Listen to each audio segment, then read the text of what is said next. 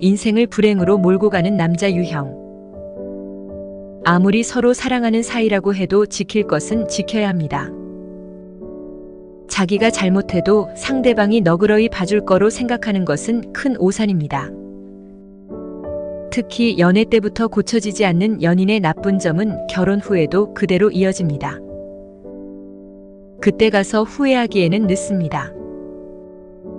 여성이라면 피해야 할, 엮이면 안 되는 남자 유형을 살펴보고 자신의 인생을 위해서라도 이에 해당하는 남자와는 가까이 지내지 않는 것이 좋습니다.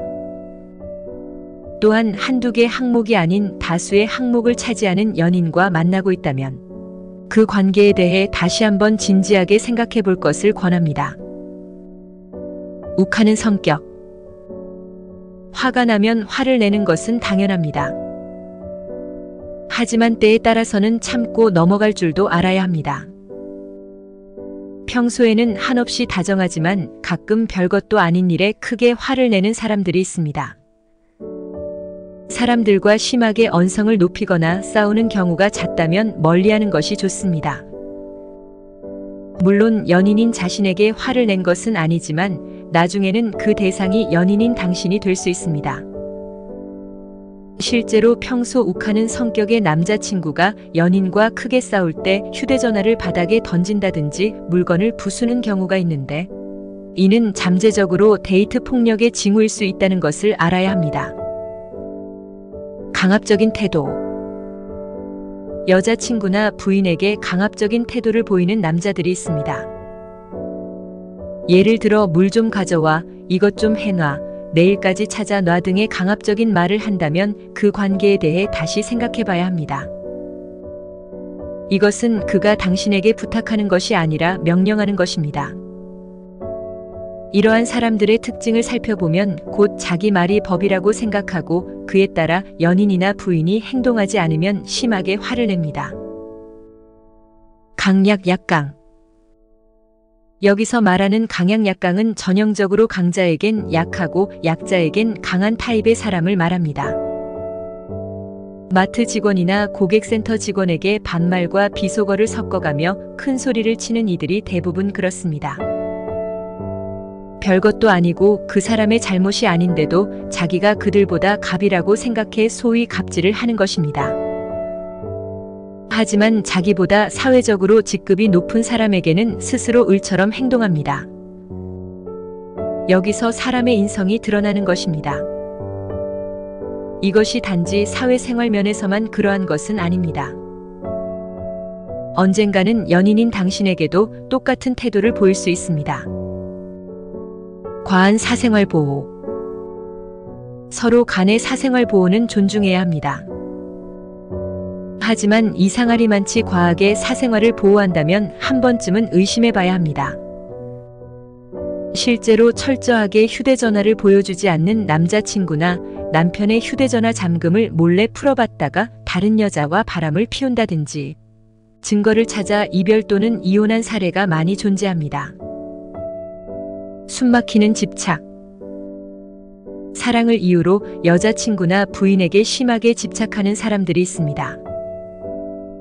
집 앞에 친구들을 만나러 나가는 것도 싫어하고 회식이나 모임 등으로 인해 남자 사람 친구나 동료가 참석할 땐 난리가 납니다.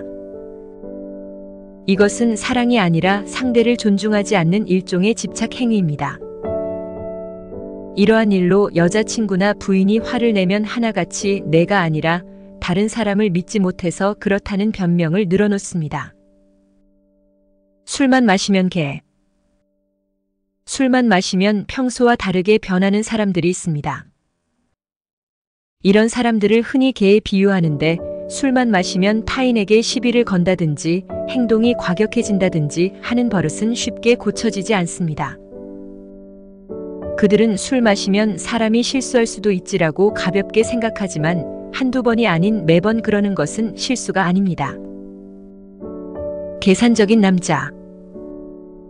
이것은 남자뿐만 아니고 여성도 해당합니다. 연인이라기보다는 소개팅 단계나 연애 초기 단계에 많이 발생하는 문제입니다. 예를 들어 상대방이 밥을 사고 자신이 디저트를 샀는데 디저트 값이 밥값을 훨씬 초과할 만큼 과하게 주문하는 경우가 있습니다. 다 먹지도 못하면서 말입니다. 이것은 어떻게든 손해를 보지 않으려는 행동으로 처음 한두 번이 아니라 만날 때마다 이렇게 계산적으로 한다면 멀리하는 것이 좋습니다. 결혼 후에는 양가 부모님께 해드리는 선물에도 계산기를 두드리고 심지어 부부 사이에도 계산기를 두드리게 됩니다. 환승이별이 특기인 남자.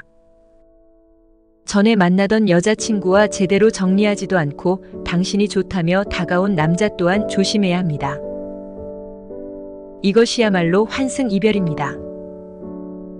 이렇게 환승이별로 전 연인을 떠나온 남자는 언젠가 당신에게도 갑작스러운 환승이별을 선사할 것입니다. 물론 새로 만나게 될 여자에게는 깨끗하게 정리했다고 말할 것입니다. 마마보이.